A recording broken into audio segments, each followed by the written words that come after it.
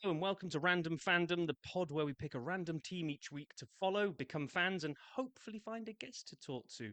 I'm Rob, and with me, as always, is John. How you doing, John? Fantastic. Thank you, Rob. How are you? I'm really fantastic because we're recording this on Saturday evening after we've just spoken to our Coventry City fan, Dean. And I think we might have said this after we finished recording, but me and Dean are sitting top of our respective tables tonight, Coventry and Arsenal. So I'm doing all right, John. Wow. Oh, come on. Wow. I've You got to had to make bring that hay while the into it, didn't sun. you? I've got to make hay while the sun shines. We're probably unlikely to stay there. But, Fair play. Fair play. uh, well, I know you were giving me enough grief when you guys were 5 points clear. So, ebbs and flows, long old It's season. fine when I do it. It's fine when I do it. Not so Oh, enjoyable the other way around, is it? yeah, exactly. Right. So, as we were discussing, it got really late in the day and we didn't even think we were going to find a Coventry fan. So, you and I were kind of like looking at our collective memories of what do we remember about Coventry. And then as we spoke to Dean, because you'll hear this when we talk to him, but we found Dean very late in the day. It was like a transfer deadline signing at midnight. We were all ready to talk about the cup final with him, and he wasn't. It disgusted us that he's not old enough to remember the cup finals. So we didn't go into detail, but you and I can because we remember it. So 1987, fantastic day as an Arsenal fan. Coventry 3, Tottenham 2. Um, what's your memories of that day, John? It's another great day for Arsenal, isn't it? Yeah, I was I'm a massive Liverpool fan, but my local team to me would be Tottenham. So I'm more of a Tottenham fan than any other team other than Liverpool. Um, but we were in our last year at primary school because I was 10 years old, and for those who don't understand the how the schools in England work, primary school you go from your age 3 up into 11, and then you go to secondary school when you're 12 to time to go to university or drop out at 16 or 18. So it was the last year of primary school, and we went on a field trip to Amsterdam. Ooh, And yeah, yeah, I presume the trip was a lovely one. We were supposed to be going to do whatever you do in Amsterdam, probably windmills, go and look at some tulips. We were 10, so that you know we're limited to certain things. And then I saw the FA Cup final being played in the hotel bar. It was like it's a very small old bar, so there was no one in it, and it was the FA Cup finals. And I clearly not a lot of people in Holland were interested in the FA Cup final in 1987. Sorry. So the field trip had lined up, ready to leave the hotel and move on, and I saw Gary Mabbott sorry, Clive Allen score the opening goal. And I was like, Tottenham are winning. Tottenham are winning it after 2 minutes. And I was like, I can't not watch this game. So I left the back of the line and I whoa. sneaked into the pub and hid. there was a there was a corner that had two tables covering it, so it was hidden away, and I hid in that corner and watched the entire 1987 FA Cup final. And I was only caught when Gary Mabbott scored an own goal in extra time to win the cup for Coventry, and I was like, "Damn!" And then they then they heard me, and I was dragged out, and I was in so much trouble when the teachers got back from the field trip. They thought they'd lost me in Amsterdam. Been searching windmills all afternoon. We must have left him up one of those. So Yeah. the own goal that you refer to, like, so this, you know, little John sitting between two tables, and I think this is what you're referring to. But Graham Rodger very cool, very calm, the young man, coming on into extra time for the injured Brian Kilcliner, finding McGrath with a super ball out of the right. Lovely pass from young Graham Rodger across the face of goal, and it's in! It's a goal! Coventry are in front! Lloyd McGrath put the ball over. It came off Coventry City lead by 3 goals to 2. I think the younguns would say scenes these days. Limbs everywhere. Yeah, if you listen Wow, very yeah. carefully, you can hear me shout "damn" and then getting caught. Didn't realise that they were commentating from a bar in Holland, but there we go. I love what you put in our notes as well. Kind of goes back to yesteryear when people used to take the FA Cup seriously. And what I mean by this isn't about trying to get to the final, but if you get to the final, it's not about buying your Ponzi suits and looking good and going and winning the cup. No, it's nothing about that. It's about getting a good song into the charts. And this was Coventry's effort. Well, if I can press the button. Led by George and John, Sky Blue, shooting to win. When you hear the whistle blow, you should see Big Cyril go.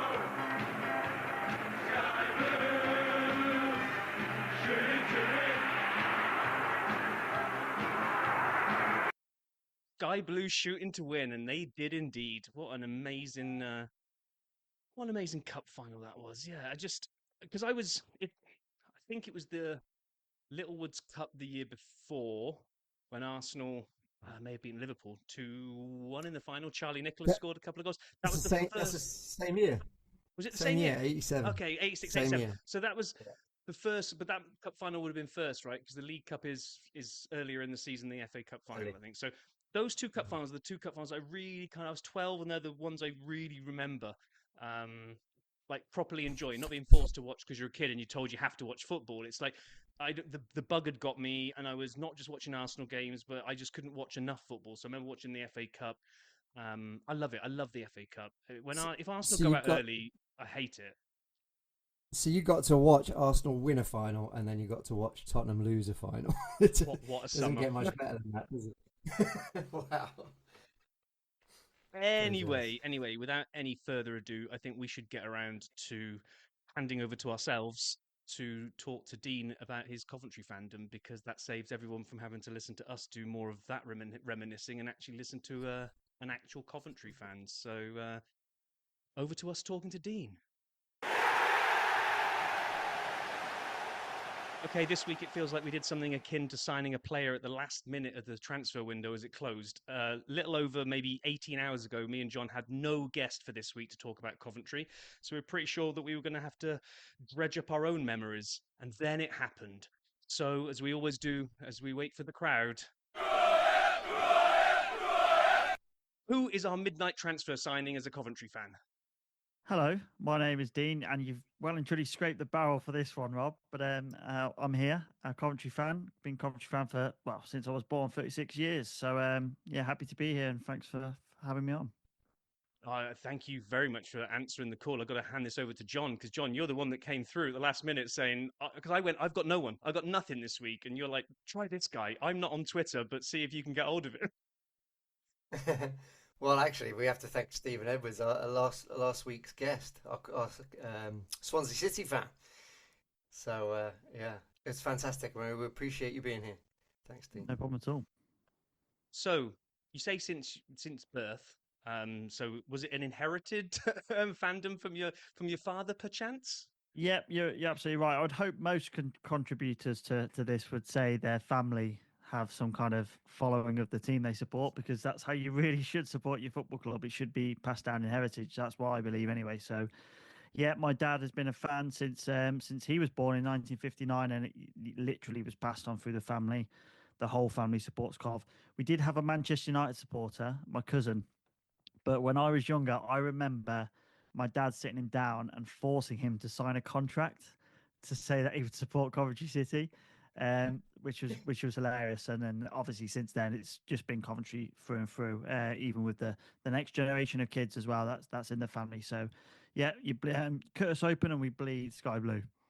Oh, brilliant! Fantastic. So even though it's an inherited thing, what's your first memory of Coventry City?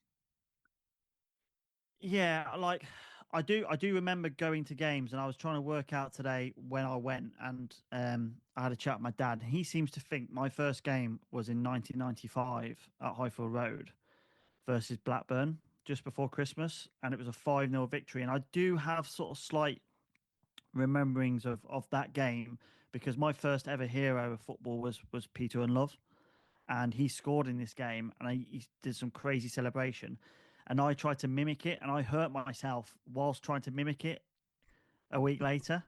So it does sort of all these sort of memories add up, but I do kind of remember being super bored at the game because as a what I was in 5 or 6, you're not really, let's say, into it at that point. I remember running around the old East Stand at Highfield Road, and then when we scored and obviously the atmosphere lifted, I was sort of hooked from that point. So I do have a vague memory of this being the first game that I went to, and the first big memory, I would say. Peter Unlove. I, Yeah, I, crikey, there's a I blast from don't the like past. Do you Peter remember him, Unlove. John?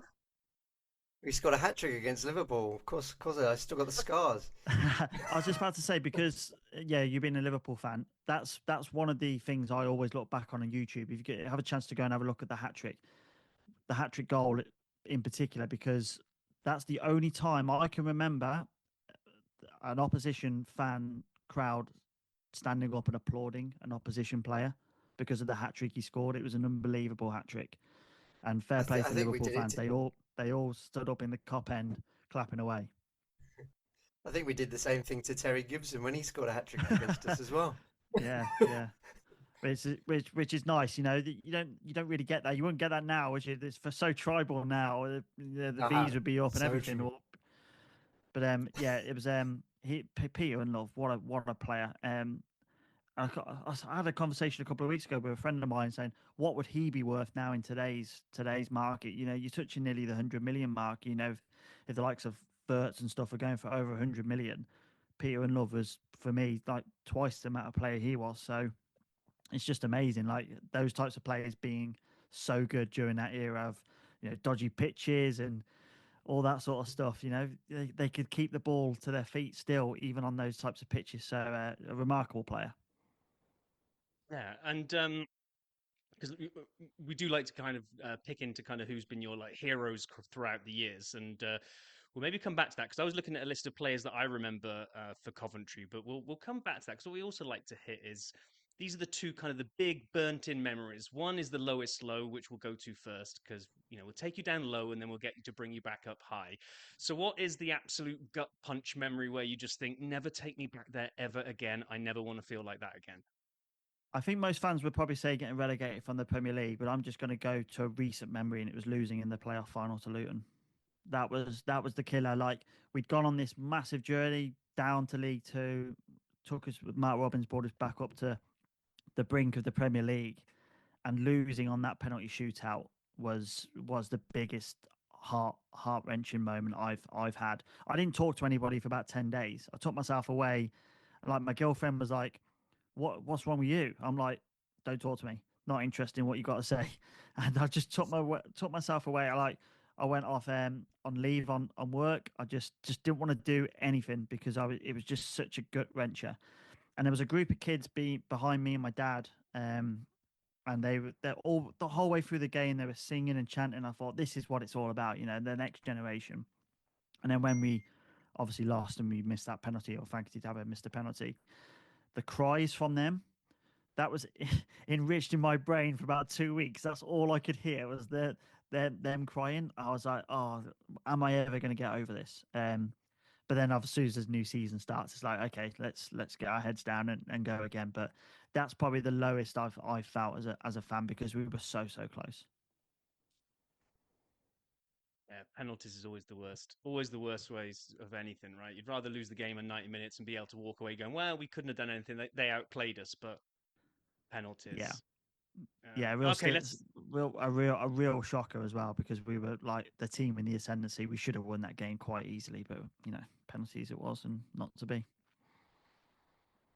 So come on then, let's go the other way. Let's forget about those crying kids behind you and 10 days of lockdown, self-imposed lockdown. What's the highest high? Favorite memory, whatever it might be. What's the one of the things that makes you smile when you think about it? I'll go through these two quickly. The first one is the Checker Trade Trophy win under Mark Robbins because we were on the way down. It was awful, but that installed some kind of belief in the club, and it was the first time I'd been to Wembley with my dad. and we stood arm in arm when we won that and lifted the trophy. And I know it's such a small trophy in the sort of relevance of British football, but for us as a League One club, just about to be relegated to League Two, it signalled the start of our revival as such. And I think it was a huge moment in the upturn of our fortunes as a football club in the most recent 10 years, I would say. So that's definitely one of them. But the second, and potentially the biggest one for me was when I was mascot versus Norwich in 1999, Oh, wow. and it was yeah, such a surreal experience to be mascot. And it's quite funny. My cousins were mascots as well. One of them got Anfield away versus Liverpool. One of them got Old Trafford away versus Manchester United, and I got Norwich to go to Carrow Road, and I get the proverbial piss ripped out of me all the time for this one by both of those. So, but I was the only mascot to be part of a winning team, so I do have that Ah, on my yeah. CV. So yeah, I do remember FA Cup game, third round, 11th of December 1999. Goals from Whelan, Roussel, John Eustace to get us into the fourth round.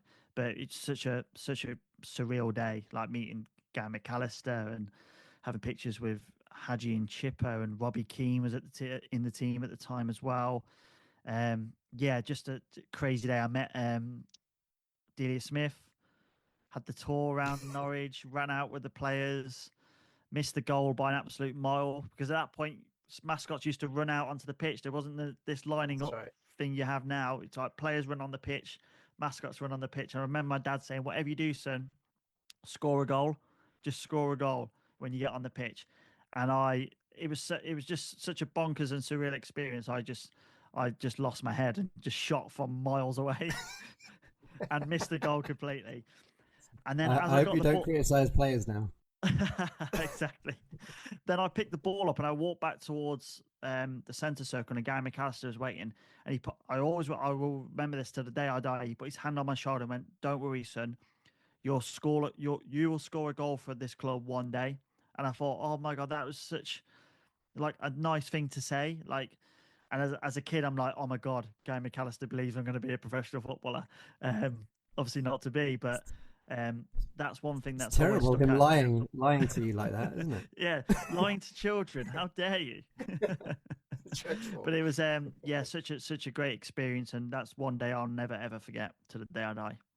Wow, that's amazing. Like I sometimes like to try to predict just by looking at a team's history, whether it's cup wins or this kind of stuff, what someone's highest high might be. But mascot would not have been on my bingo card of taking that. That's brilliant. I thought you were going to go with the cup run, and did you go to Wembley for the United game? I was in Tokyo actually. I was working in Tokyo at the time, and I went to so it was like 4 o'clock in the morning, and I went to a bar, and the bar was just full of Japanese Manchester United fans, and they were just laughing at me. Like when they went 3-0 up, they were just laughing at me, and I was like, "Get me out of here!" It's like 5 o'clock in the morning. And then when obviously we turned it around, and then again we lost some penalties there again. Like You with could the have fluke. won it. You could have Well, won we it in had a extra fluke. time. Well, the offside goal was a Yeah. ghost offside goal. Like Oh, it definitely was onside, and it was like the FA wanted a Manchester final, basically. Um, well, that's what I believe anyway. Don't come after me, FA, if you're listening. Did- But it was So, yeah, so, again penalties. so you also an England fan? England. Yeah.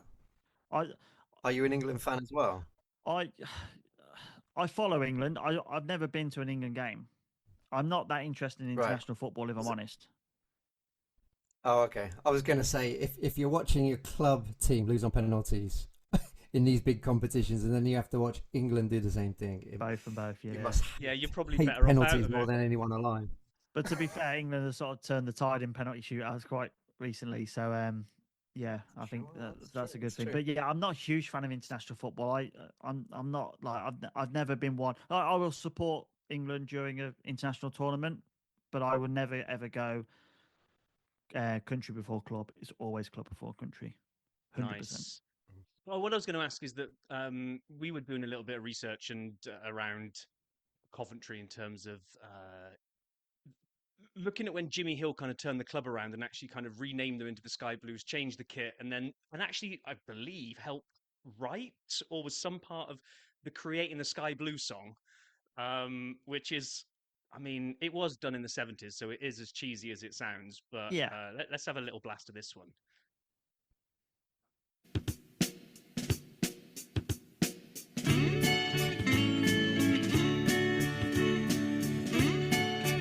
What I love it.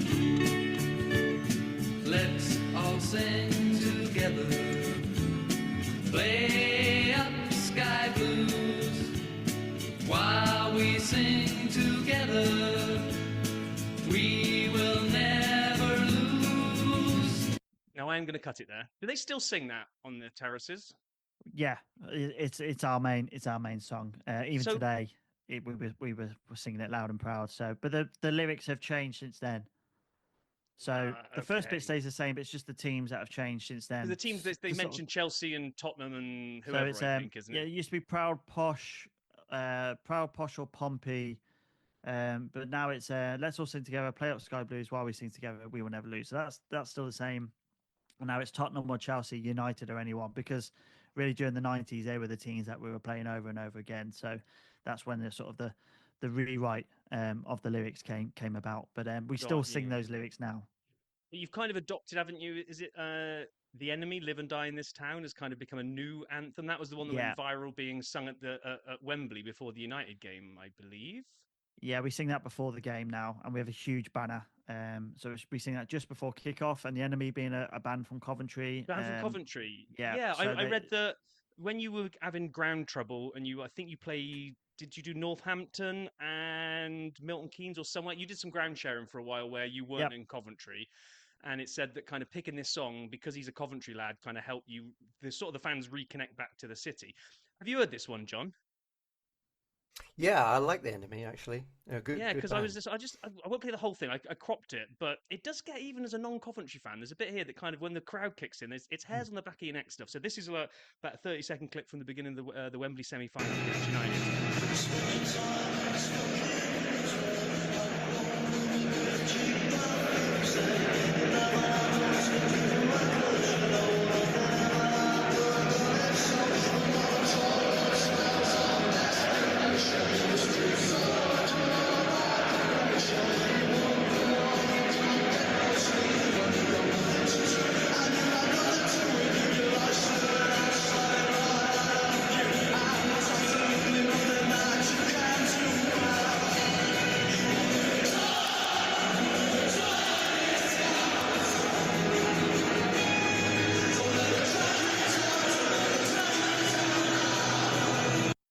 That is phenomenal. And that's Wembley. That's Coventry absolutely ripping it up in Wembley. And I thought, do you know what? You boys couldn't make it happen, but just the support put United support in the shame. And the fact you came back from 3-0 down to almost win it, that is a moral victory in my book.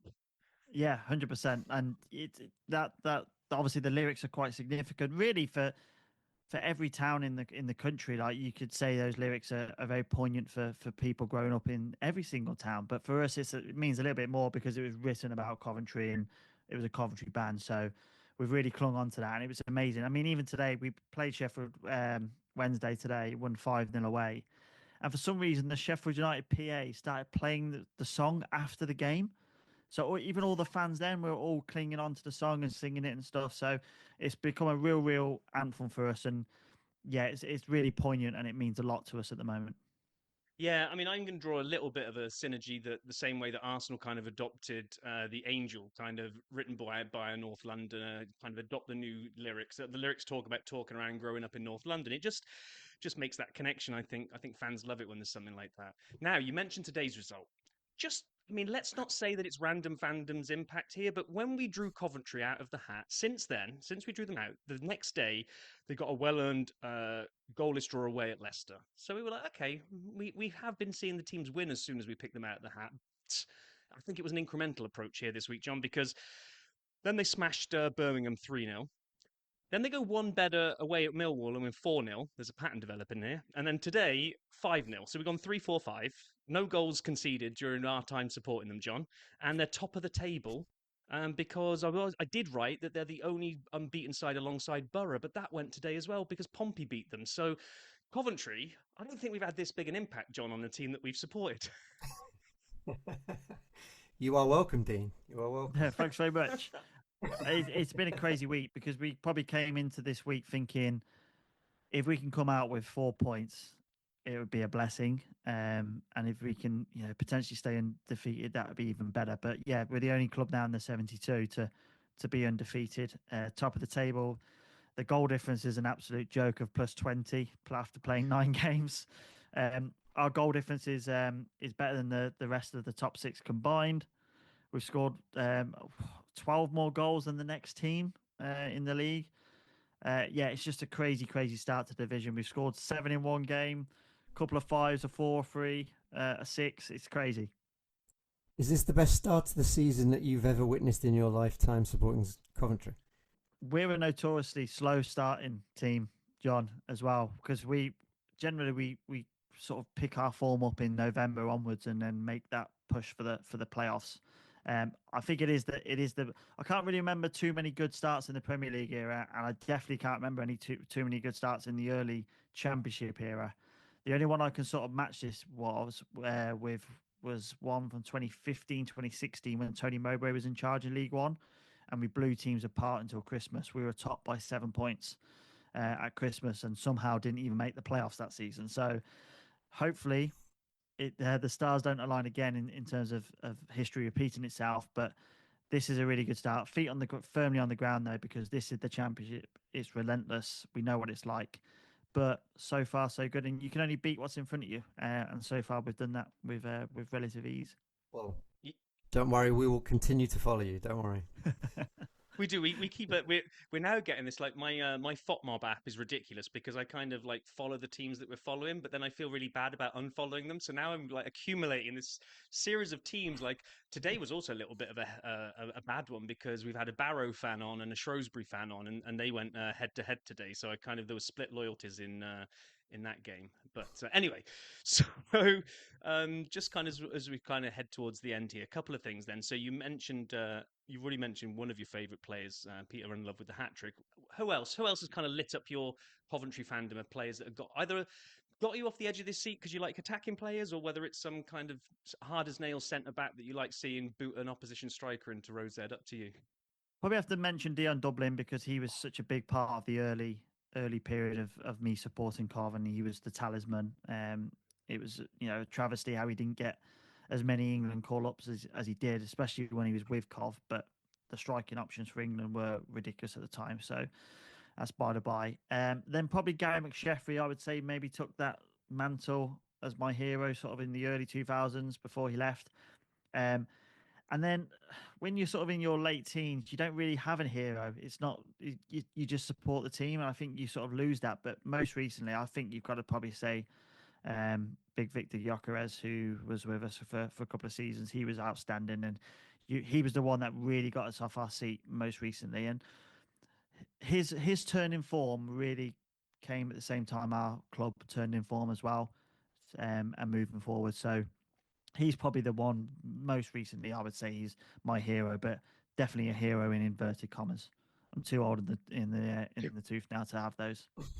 Yeah, and he didn't do too bad when he moved on to Sporting because he left you with 20 million in your back pockets as well. Yeah, so we which had is a like big 20 deal for Yeah, we got 24 million for a player who was in the last year of his contract, and then we've just got another 4 million from him signing for Arsenal this summer. So just short of 30 million for a player with a year left on the contract who wasn't going to sign a new deal. I think is really good money for a Championship club, and it's allowed our club to evolve. That money has basically bought a squad now, which is competing at the highest level in the Championship, and hopefully will get us to the Premier League either this season or next, I would say.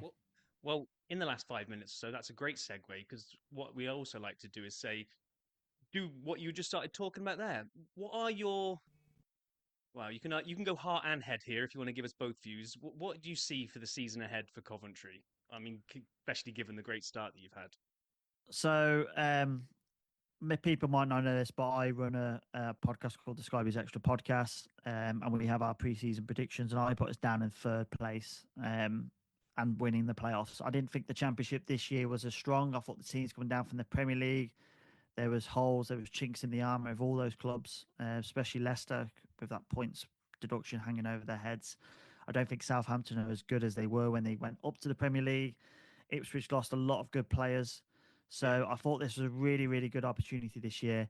Maybe not push for automatics, but be on the precipice. But the way it's shaping up, I don't see why we can't make the automatics now this season. And if we're in this sort of position when it comes to Christmas, I'm pretty sure our owner Doug King will invest in January to really cement that and really push us on towards the end of the season. He did that last season. During January, we signed Matty Grimes, who for me is the best midfielder in the Championship. We signed him, and he really kicked us on, and I think we'll do the same. So I do expect us to be challenging now for the top two this year. And if we do get in the playoffs, I expect us to win those as well. Fair enough. Yeah, I mean, like you said, I think you nailed it. Actually, you already did this without me teeing you up, which is Championship's brutal. We've seen teams that have come out of the traps and have led up until November, December, and then, like you say, fallen away. We've seen the opposite, where we've seen people who've been hanging out in 8th or 9th and then have just hit form over. There's just so many games, and there's usually not as much of a divide in the Premier League. It usually breaks up into 3 tiers pretty quickly. You've got those going for the Champions League, those worrying about mid-table obscurity, and then the rest fighting, not wanting to fall into relegation. But Championship, you can almost throw a hula hoop around the entire league at certain points in the season. So yeah, I mean, you got Preston, Stoke, and QPR in the playoff places now. All three of them were, destined for relegation battles this season. And Sheffield United, with all the money at their disposal, they're rotten to the bottom of the league at the moment. So it's just a crazy league, and it can be anyone's. I mean, the year we got to the playoff final, we were bottom in October. Like, we had like 4 points. So it just goes to show what can be achieved in that division. But it is crazy. It's absolutely crazy. It's the best league in the world. It's the best league in the world for me. Yeah, it's definitely the hardest to get promoted from. Yeah, like obviously I watch the Premier League, but like, who knows what happens when we get there? Like, a lot of fans have this weird realization that our team is not good enough for the Premier League at the moment. And I'm like, yeah, that's because we're in the Championship. We need a team to get out the Championship before we can even think about what we're going to do in the Premier League. So we'll cross that bridge when it comes to it. But for the time being, I think we're in a very, very good position. Yeah, and you know what? I know it's early doors in the Premier League, but I think this year, at least, teams that have gone up have maybe given a bit of hope to everyone that it's not just this yo-yo thing that all three that I think is it the last 2 seasons or the last 3 seasons that the 3 promoted have gone straight back down. Yeah, only one have stayed up, Bournemouth, for that in that period in the last three years. Yeah. And I know, again, very early, but you wouldn't be saying that those 3 are coming straight back down this year. Sunderland are doing well. They're right up there. Burnley don't look like they're going to get mugged off every single week. So, well, they've spent money, Rob.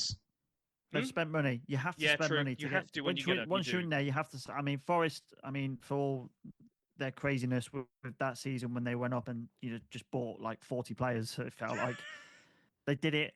And it worked, and I think other teams have started to see that. Sunderland, for example, have spent near enough £100 million going up this year, because sometimes you've got to speculate and accumulate. When you get there, you've got to spend the money to stay there. So, best of luck to them, because it would be nice to see for once the 3 clubs stay up, or at least one of them. Anyway, exactly. Oh, anything else, John? You've got for Dean before we have to say goodbye? No, I thought we might have touched on the FA Cup final in 1987, but I realised that were you even born then, Dean? I wasn't. No, I was telling Rob just before, I was there in spirit because my dad was there, and I pretty much bled out the VHS when I was growing up of the whole cup run. But I do know a lot about it. But yeah, obviously, such a great day in our history. One we're rightly proud of, because it's such a great achievement to win the cup, the best cup competition in the world for me still, regardless of the mess and the joke the FA have made of it recently.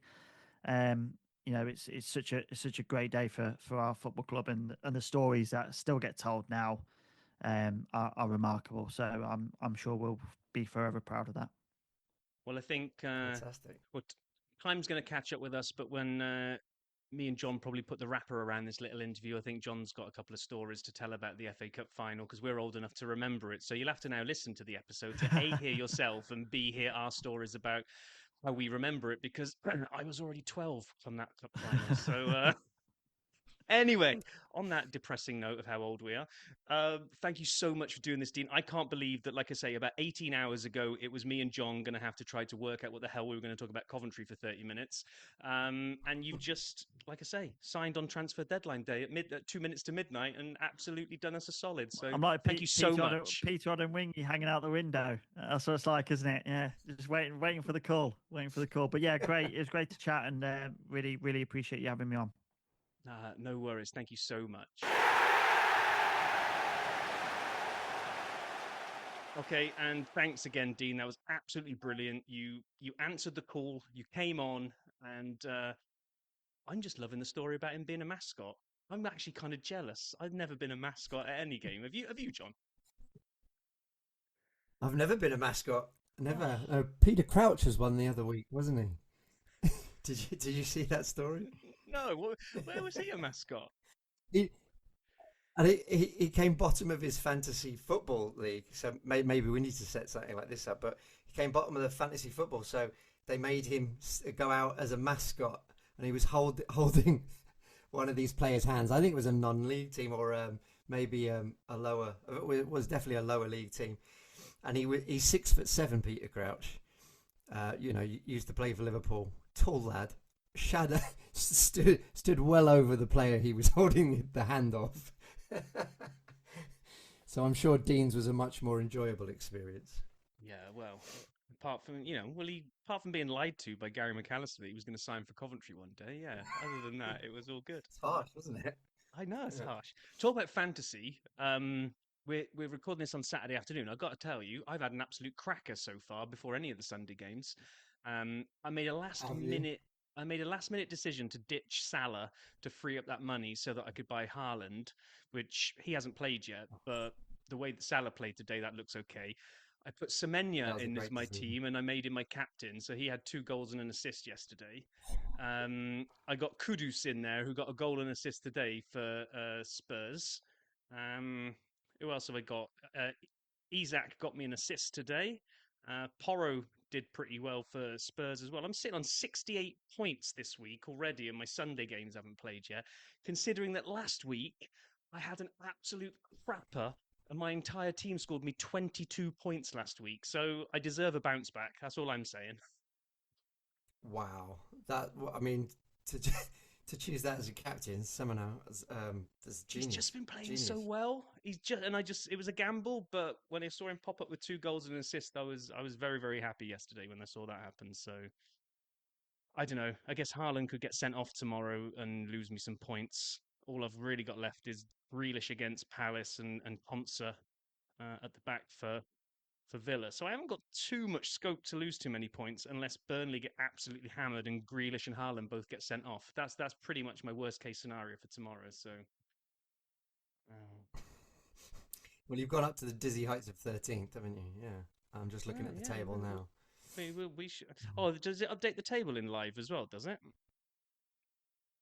I know the points it kind of get. Oh yeah, I'm based on current points. I'm clawing my way back up again. I did fall quite a way back down. So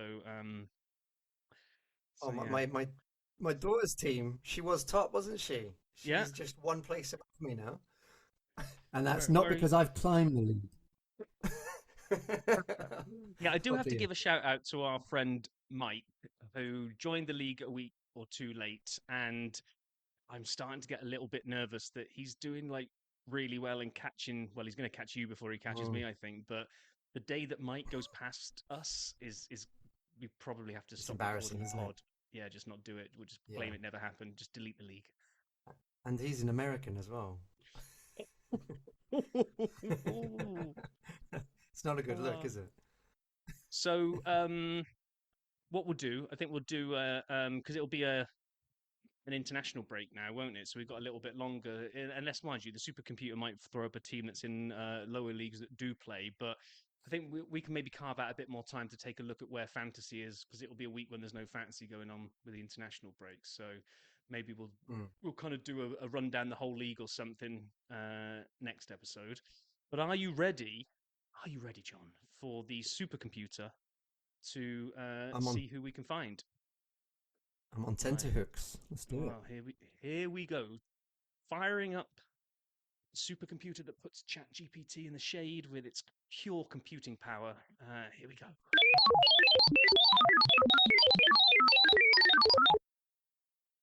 Ooh. Well, these guys will be playing, I imagine. They won't be going on international breaks. We're going down into League Two. And we Okay. have, I think, the team that we're going head to head with Wrexham for a while. We have Notts County as our team next up. Notts County. Notts Wow. County, Okay. yeah. Oh my gosh. So, I like didn't. we said to Dean I after we didn't. finished recording, Dean, if you're listening, Notts County is the team up. If you happen to have friends who are Notts County fans, send them our way, please. In fact, any of you listening, if you either are a Notts County fan, you want to come on and do what Dean did today and chat about your fandom, or you've got a mate who you know is a diehard Notts County fan, or you know somebody that once accidentally went to a Notts County game, it doesn't matter. It'll be better than just listening to me and John talk about them. So help us out. Find us a Notts County fan. John, do you happen to live next door to? Because you seem to know everybody over here. You'd find anyone. So any Notts Well, County fans I hitting kn- up your sleeves? well, I knew the Coventry City fan, Alan, but he obviously had the huff, so because he didn't come on the pod. But we got Dean instead, which was great. But I'm trying to think. Notts County. I don't think I do. So we might have to really get on some social media and ask some friends and see if we can get someone. So yeah, please write in. Please let us know if you know a Notts County fan. Yeah, the hunt commences. So, um, yeah, so we'll give ourselves a couple of weeks to find a Notts County fan, unless we happen to find one sooner. Other than that, maybe we'll do a special international. Maybe we'll cover an England game. We'll see how we feel. England versus Wales. I know, which is going to be fun in my household. Yeah, so I it's a think we should. it's a I no-win think we should situation do it. for me because England come into these games expected to win, and then if Wales do something, my wife and all of my in-laws are just kind of all over me. So I can't take any happiness when we win because they go, "Oh, you should win." So it's just a one-way street, unfortunately. But we shall see. Right. Well, pleasure as always, John. Any final thoughts before we kick this episode into touch and blow the final whistle? No, just a big thank you to Dean for coming on last minute, and we're going to put his socials in the what do you call it? The blur when we put this out. Blurb, yeah, So the episode description or whatever. We will tag his pod. yeah, I got to go and find that, and we'll add it. So do look out for his pod and his social medias as well. If you liked him talking about Coventry, so and that's Cool. great. Looking forward to next episode. yeah, bring on Notts County. With that, I think we will call that the end of the game this week.